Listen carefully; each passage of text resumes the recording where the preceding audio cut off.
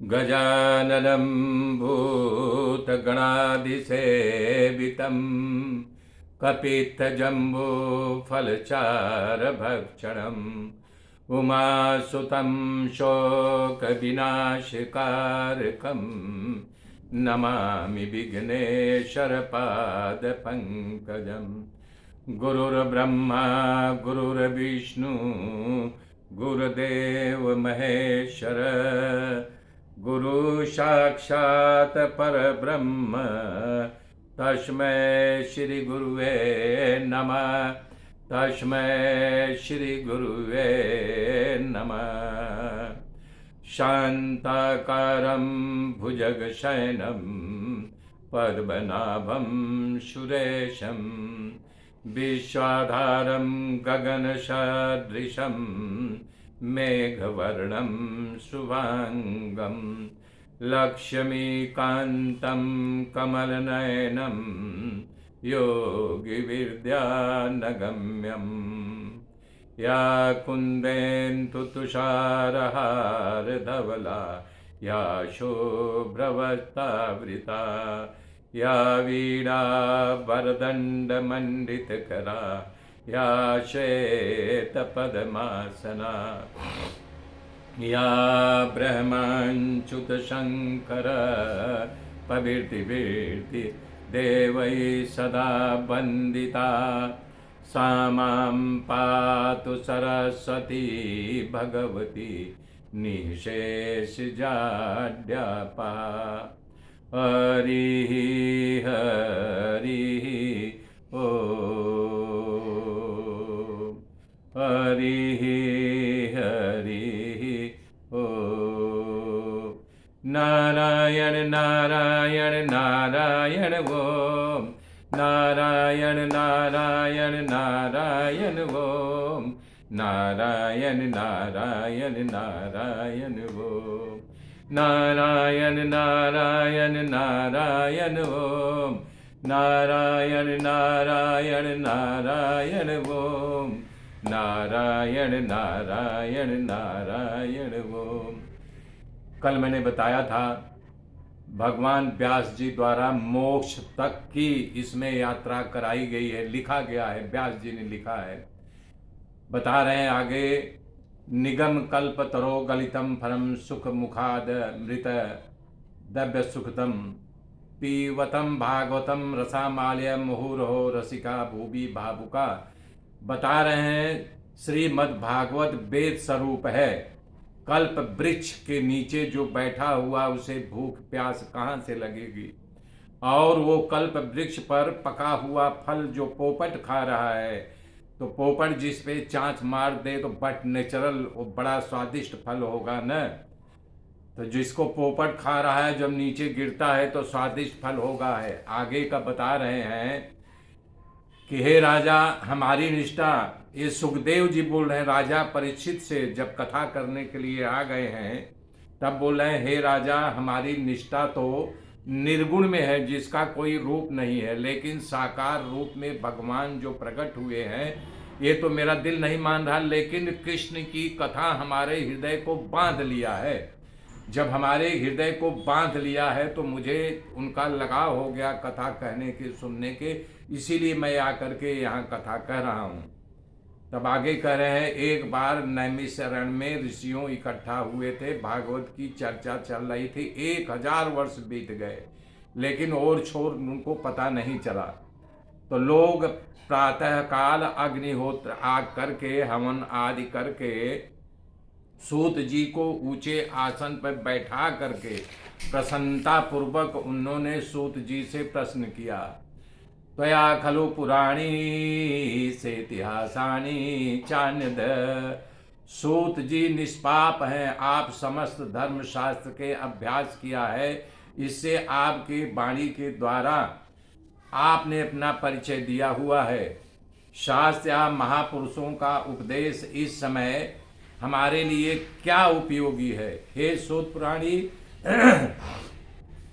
आप तो संत के हृदय इसलिए पवित्र ग्रंथ का धर्म आदि का जो उपयोगी हो हमें बताओ।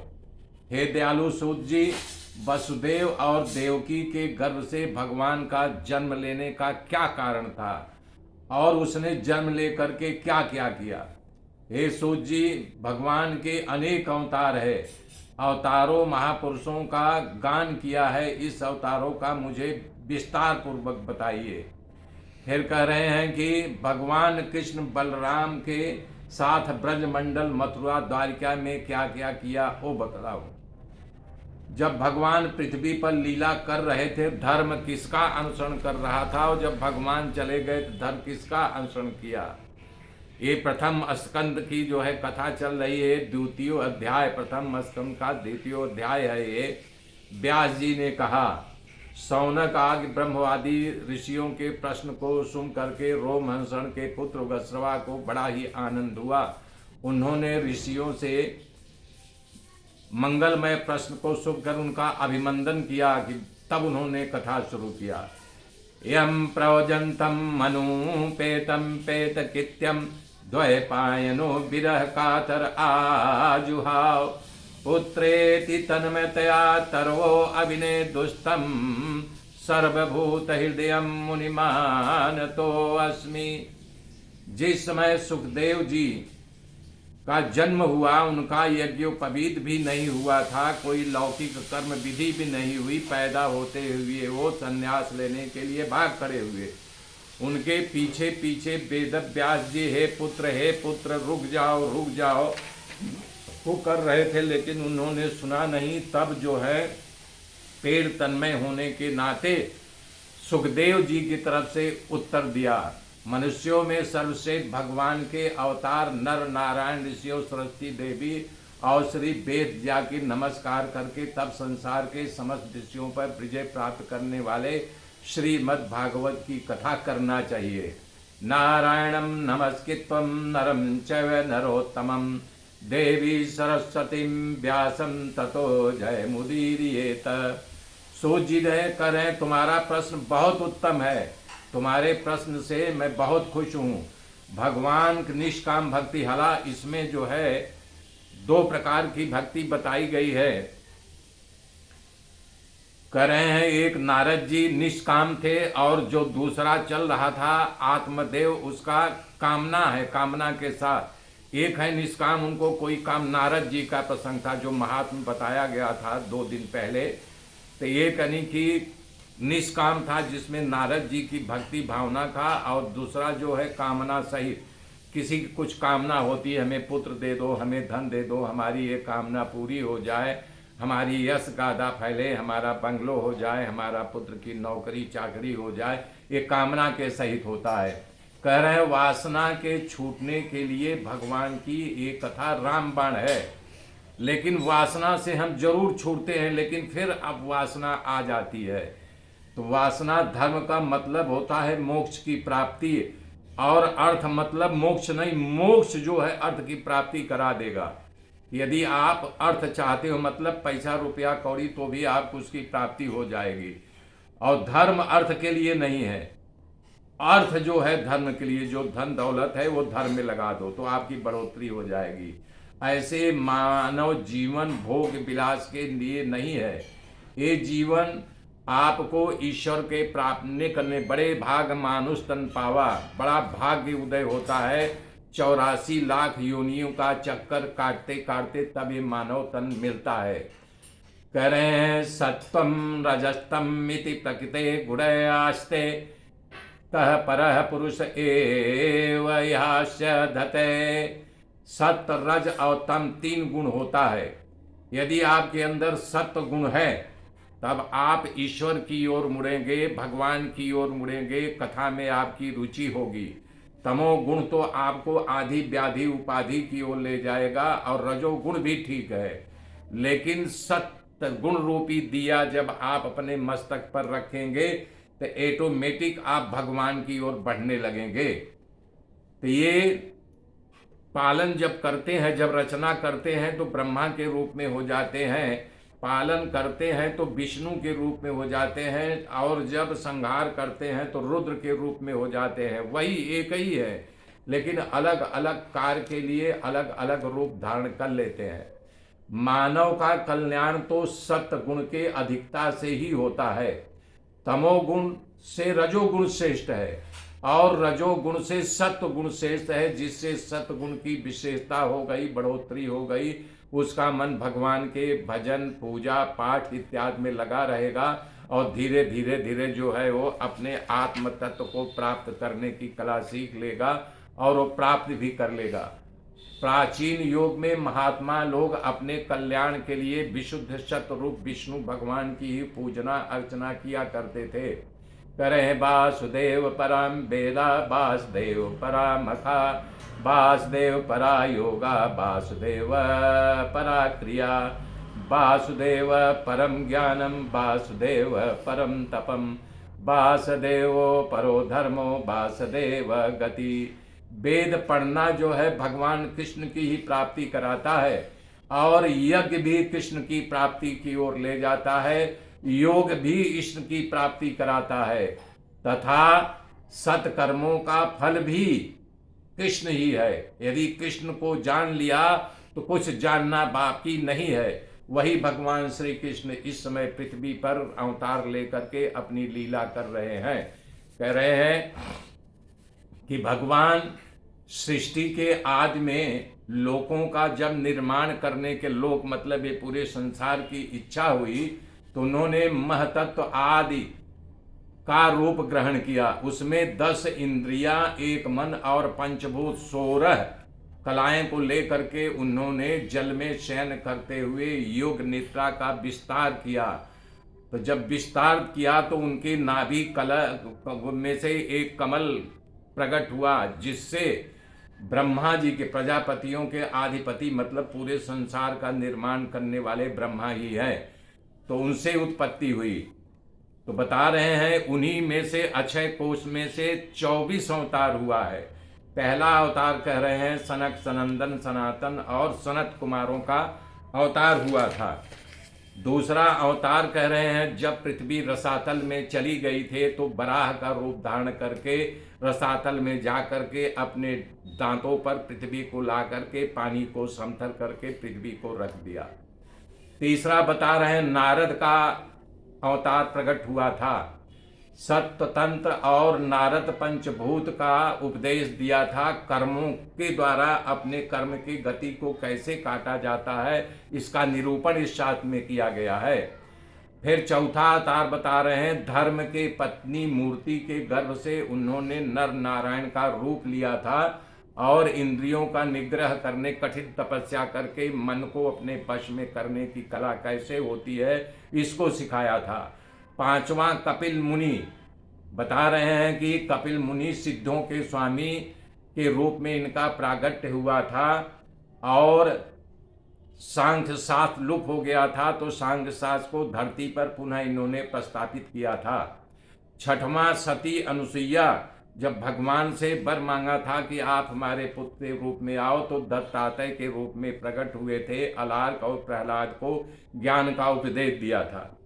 सातवीं बार रुचि प्रजापति आकुति के पत्नी से यज्ञ के रूप में प्रकट हुए थे। अपने पुत्र याम आदि देवताओं के साथ स्वयंभू मनु को नौका में बैठा करके पूरे बीजों की रक्षा की थी। आठवां राजा नाभि की पत्नी मेरी देवी के गर्भ से ऋषभ देव के रूप में प्रकट हुए थे और बता रहे हैं उन्होंने अवतार लिया था। इस रूप में उन्हें परमहंसों को वो मार्ग दिखाया था जो आश्रम वासियों के लिए वंदनीय है। नौवां ऋषियों के प्रार्थना से राजा पृथु के रूप में अवतार लेकर के धरसित से सारे बीजों और अन्नों का दोहन किया था। ये भी जो है उनके लिए बहुत बड़ा यानी कल्याणकारी पूरा धरती वासियों के लिए साबित हुआ था। 10वां बता रहे हैं चाक्षुष मनवंतर में जब धरती पानी में डूबने लगी थी तो मत्स्य अवतार लेकर के उन्होंने समुद्र में वैवस्त्र मनु को नौका पर बैठा करके नौका में बीजों की रक्षा करके मछली का रूप लेकर के मत्स्य अवतार समंदर में घूमते रहे, इसलिए उन्होंने बचाया। 11वां अवतार जब समुद्र मंथन हो रहा था दैव और देवताओं में तब कच्छप का रूप लेकर के मंदराचल पर्वत को अपनी पीठ पर धारण किया था। 12वीं बार धन्वंतरी के रूप में प्रकट होकर के जब समंदर में से अमृत निकला था, धन्वंतरी के रूप में लेकर के प्रकट हुए थे। 13वीं बार मोहिनी का रूप धारण करके दैत्यों को मोहित किया था, देवताओं को अमृत पिला दिया था। 14वें अवतार में नरसिंह के रूप में प्रकट हुए थे। भगवान हिरण्यकश्यप के सीने को ऐसे चीर डाला था जैसे चटाई बीनने वाले सिंह को चीर फाड़ करके फेंक देते हैं। 15वीं बार वामन रूप धारण किया था। राजा बलि के यज्ञशाला में पहुंच करके उन्होंने 3 ढग भूमि मांग करके तीनों लोक ले लिया था। 16वीं बार भगवान परशुराम के रूप में इनका अवतार हुआ था। उस समय राजा लोग ब्राह्मणों के द्वेषी बन गए थे। 21 बार धरती को नाछत्री कर दिया था। 17वीं बार सत्यवती के गर्भ से पिता पराशर के व्यास जी ने अवतार लिया था। उस समय लोगों की समझ शक्ति कम हो गई थी। इन्होंने वेदों के कई भाग कर दिए थे। बता रहे हैं 18वीं बार देवताओं का कार्य सिद्ध करने के लिए राजा के रूप में राम बन करके अवतार लिया था। उस समय सेतु बंधन और रावण को मारने का एक से एक वीर पराक्रम कार्य किया था। 19वां 20वीं बार कृष्ण और बलराम के रूप में अवतार लिया था उन्होंने, और इसके लिए उन्होंने जो कार्य किया वो पृथ्वी का भार उतार दिया। 21वां बार जब ये कथा व्यास जी लिख रहे थे तब लिखा था कि समय आने पर बुद्धा अवतार होगा। बिहार में उनका अवतार हो चुका था, जो देवताओं के द्वेषी होंगे, और बुद्धा अवतार हो चुका है। 22वां 23वां हंस और है ग्रीव। 24वां अवतार अभी होना बाकी है। कलिकाल जब समाप्त होने का समय आएगा, पाप बहुत चढ़ जाएगा, राजा लोग लुटारू हो जाएंगे, एक मानव दूसरे मानव का हनन करेगा, दुश्मन बना रहेगा, तब कल की अवतार यश विष्णु यश नामक ब्राह्मण के यहाँ कलंक के रूप में इनका अवतार होगा। इसे कल की अवतार कहेंगे। हे सनकाद ऋषियों, जैसे अगाध समुद्र में से छोटे छोटे नदी नाले नदियां निकलती है, उसी प्रकार इस अक्षय कोश से तमाम भगवान का अवतार हुआ है। ऋषि मनु देवता प्रजापति मनुपुत्र जितने भी महान शक्तिशाली हैं, सबके सब भगवान के अंश है, भगवान के अवतार है। और भगवान ने गीता में भी कहा है, यदा यदा हि धर्मस्य ग्लानिर्भवति भारत अभ्युत्थानम् अधर्मस्य तदानीं सृजाम्यहम् परित्राणाय साधूनां विनाशाय च दुष्कृतां धर्म संस्थापनार्थाय संभवामि युगे युगे। इसी प्रकार से इनका अवतार होता रहता है। उत्तम श्लोक चरित्र यही जो है भगवान का कल्प वृक्ष है। कल्प वृक्ष के समान जिसका निर्माण भागवत व्यास जी ने कहा है। भगवान व्यास जी अपने अवधूत श्रवण सुखदेव जी को दिया था। सुखदेव जी उनके पुत्र थे कि जब इन्होंने, अभी इसकी गाथा आगे आएगी, सुखदेव जी को ये पूरा भागवत पढ़ाया था। इसकी अभी बता दूंगा, फिर आगे बताऊंगा। इस संक्षेप में सुखदेव जी जब ढूंढने लगे कि इतने बड़े शास्त्र का विद्या अध्ययन कौन करेगा, कौन आत्मसात करेगा, बोले सब योगी होना चाहिए, बैरागी होना चाहिए। तब शंकर भगवान से बड़ा बैरागी कोई नहीं था। तब उन्होंने कहा आप इस शास्त्र को अपने अंदर ग्रहण करो। इसकी कथा आगे सुनाऊंगा। तब शौनक जी ने प्रश्न किया कि किस युग में किस स्थान पे कब इसकी कथा हुई थी, इसका हमें विस्तार पूर्वक बताइए। तब सुखदेव जी बता रहे हैं कि उनका रूपण बता रहे हैं कि जब ये कथा व्यास जी लिखे और उनको ज्ञान देने के लिए उनके पीछे पीछे जा रहे थे, संन्यास लेने के लिए सुखदेव जी भगे जा रहे थे, तो कन्याएं निवस्त्र होकर के एक नदी में स्नान कर रही थी। सुखदेव जी को निवस्त्र थी और सुखदेव जी भी निवस्त्र थे, तो वो स्नान करते हुए उनको देखने लगी। इतने में व्यास जी वहां पहुंचे तो जितनी सब लड़कियां थी धड़ाधड़ निकल करके वस्त्र पहन लिया। तो व्यास जी को बड़ा आश्चर्य हुआ। उन्होंने पूछा, पुत्रियों हम तो बुजुर्ग हैं, हमको देख करके तुम नहीं, लेकिन एक जवान पुरुष तुम्हारे सामने से बिना वस्त्र का जा रहा था और उसको देख करके तुमको लज्जा नहीं आया और हमको लज्जा। तुमने कहा महात्मन वो संसार के बारे में कुछ जानता ही नहीं, उनको तो पता ही नहीं है कौन स्त्री है कौन पुरुष है, तो इसलिए हम लोगों ने उनको देख करके अपने तन को नहीं ढका और आपको देख करके अपना तन ढक रहे हैं। तो बता रहे हैं द्वापरे समन प्राप्ते तृतीय युग पर्यते जात पराशार योगी वात्सल्यम कलया हरे। वर्तमान चतुर्थी चौकड़ी द्वापर युग के समाप्ति पर महर्षि पराशर और सत्यवती माँ के कला अवतार में व्यास जी का जन्म हुआ था। अब व्यास जी का जन्म की कथा थोड़ा नहीं कि बता दूं कि बता रहे हैं कि पराशर ऋषि नदी पार कर रहे थे। सत्यवती जो मछुआरे की लड़की थी, मछली पकड़ करके अपना रोजी रोटी चलाती थी, नाव में जिसमें बैठे थे उसी में पराशर ऋषि भी बैठे थे। उसकी सुंदरता, जवानी में हर कन्या सुंदर लगती है, उसकी सुंदरता को देखते ही जवानी की सुंदरता हो तो काली कलूटी जो मछुआरा होता उनका रूप क्या होगा, गंध भी आ रहा था। उसको देख करके वो मोहित हो गए। उसका हाथ है, भगवान की लीला है, लोग गलत अर्थ निकालते हैं। भगवान को किस के गर्भ से आना होता है वो चुन लेते हैं। तब जब वो हाथ पकड़ लिया तब बोले कि महाराज आप ब्राह्मण हो और मैं एक निषिद्ध कन्या हूँ, मछली पकड़ने हमारे शरीर से बदबू आ रही है, क्या कर रहे हो। तब वहाँ पाराशर ने दिन को रात में बदल दिया, जो कोहरा पड़ता है। तब बोले अब कोई नहीं देखेगा। तब दोनों का संसर्ग विसर्ग हुआ, शारीरिक संबंध हुआ। तब इनका नाम व्यास जी का कृष्ण द्वैपायन था। तो कृष्ण द्वैपायन के बाद ही इनका प्रचलित नाम व्यास, व्यास मतलब विस्तार करना होता है। तो इन्होंने वेद के 4 भाग कर दिए थे। वेद में जो है 1,00,000 श्लोक है, 80,000 तो केवल ज्ञान कांड है, 16,000 उपासना कांड है और 4,000 कर्म कांड, जो पंडित लोग मंत्र बोल करके कर्म कांड करते हैं कि इस मंत्र से ये होगा, इस मंत्र से होगा, ऐसे इन्होंने बांट दिया था। और अपने 4 शिष्यों को तैयार किया था। ऋग्वेद को पहल को पढ़ाया, सामवेद को जैमिनी को पढ़ाया, यजुर्वेद को वंशायन को पढ़ाया, अथर्ववेद को सुमंद को पढ़ाया। और इतिहास, ये सूत जी कथा बता रहे हैं, इतिहास जो है हमारे पिताजी को पढ़ाया था।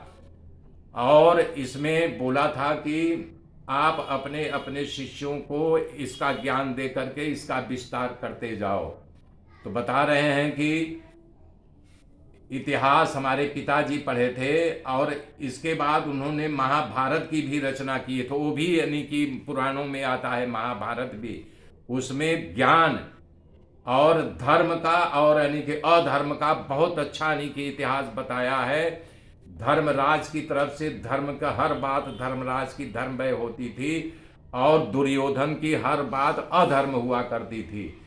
तो इसमें धर्म अधर्म का पूरा निरूपण किया गया है कि इससे बढ़िया यानी कि पुराण और कोई नहीं। लोग कहते हैं कि महाभारत घर में रखो तो झगड़ा होगा यानी कि विग्रह होगा, ऐसा नहीं। उसमें ज्ञान की धर्म अधर्म का पूरा निरूपण किया गया है।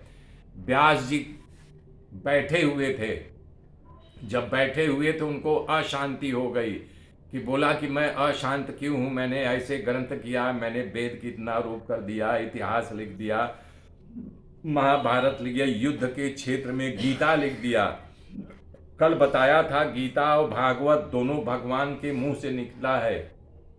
तो उनको बड़ा खलबली मच गई कि आखिर मैं अशांत क्यों हूँ, अब क्या करूँ कि मुझे शांति हो। तो बहुत ध्यान लगाए, सब कुछ किए, लेकिन उनको निरूपण पता नहीं चला कि मैं क्या करूं। उसी समय जो है नारद जी प्राकट हो गए। नारद जी देखते ही वो खड़े हो गए। यहाँ ज्ञान और भक्ति का संगम सरस्वती नदी के किनारे हो रहा है। खड़े होकर के तुरंत उनको जो है ला करके अपने कुटिया में बैठाए, उनका चरण धोए और उनको आसन पर बैठाए। तब नारद ने बोला कि आप कुशल मंगल हो न। तो व्यास जी खिन्न मन से बोले क्या कुशल मंगल हूँ, हमारे जो है अंदर पता नहीं कैसी भावना चल रही है कि मैं डावाडोल स्थिति हो गई है। तब नारद कह रहे हैं कि देखिए व्यास जी, आपने वेदों के 4 भाग कर दिया, महाभारत की रचना की, भागवत की रचना की, गीता की रचना माफ करना, गीता की रचना की, आपने भगवान की कथा का निरूपण किया ही नहीं। अगर आपको कोई आकर के कमी निकाले तो सही सही आप उसको गिरा करके पटक के मारना शुरू करोगे कि तुम हमें बुद्धि ज्ञान देने आए हो। लेकिन धन्य है व्यास जी, धन्य है नारद भगवान, तो बोल रहे हैं आपका तो अवतार इसीलिए हुआ है कि भगवान की कथा का, गाथा का यशोगान करना, उसको बढ़ोतरी देना। शुण्वन्ति गायन्ति गुणन्ति साधवः, भगवान के गुण वाणी द्वारा गाए जाते हैं। और यहाँ पर जो पुरुष गान कीर्तन करता है उसके पापों का अपने आप नाश हो जाता है। तो आप भगवान का गुणगान करो। तो नारद जी अपने बारे में बता रहे हैं कि ए नारद, मैं दासी का पुत्र था और हमारी माता एक ब्राह्मण के यहाँ, आज के युग में जो नौकरानी होती है, बर्तन मांजती है, खाना बनाती है, विधवा थी, ब्राह्मणी थी, और नारद जी से बड़ा लगाव था और एक पल के लिए नारद को अपने आंखों से ओझल नहीं करती थी। तो बता रहे हैं व्यास जी, एक दिन चतुर्मास आया तो कुछ संत उसी गांव में, उसी घर में आए। बोले मैं 4 महीने इसी घर में रहना चाहता हूं और हमारे रहने के इंतजार कीजिए। तब एक छोटे से मकान में, समझ लो बंगले में, उनको संतों को रख दिया गया और सेवा के लिए जो है उनकी माँ नारद की जो दासी काम करती थी, अपने पुत्र को लगा दिया। नारद जी अपने मुख से बता रहे हैं कि मैं बड़ा चंचल था, खेल कूद में मेरा बहुत मन लगता था, और त्यक्त्वा स्वधर्म चरणाम्बुजम हरे, यहाँ भगवान गीता में कहा है जो अपने सभी धर्मों के छोड़ करके हमारे शरण में आ जाता है, सर्वधर्मान परित्यज्य मामेकम शरणम भज, तब वो संत जो है हमारे ऊपर कृपा किए तो रोज मुझे बलात् बैठा लेते, और जब खाना खाते तो मैं जब खाते रहते तो मैं चंचल होने के नाते भागने लगता, तो बुला के बोले बैठो बैठो। तो एक संत को दया लगी तो अपने पत्रावली में मुझे खाने के लिए दिया, और उनका जूठन खाते ही जैसे हमारी बुद्धि खुल गई और तब हमारी चंचलता दूर हो गई, और मैं उनके जब तप योग में सब ध्यान देने लगा। और यही बाबा तुलसीदास जी ने लिखा है, वशिष्ठ जी ने राम के सामने आत्मनिवेदन किया है। क्या किया है? अरे जप तप नियम जोग निज धर्मा, अशुति संभव नाना शुभ कर्मा, ज्ञान दया तम तीरथ मज्जन, जह लगी धर्म कहत सुति सज्जन, आगम निगम पुराण अनेका, पढ़े सुने कर न फल प्रभुए का, तव पद पंकज प्रीति निरंतर, सब साधन कर यह फल उत्तम। नारद जी कह रहे हैं जब उनका मैं जूठन खा लिया तो उसी दिन से हमारी चंचलता दूर हो गई और मैं सच्चे मन से उनकी सेवा भाव में लग गया। मेरे मित्रों, आगे की गाथा कल सुनाऊंगा, तब तक के लिए जय श्री राम, जय श्री राम।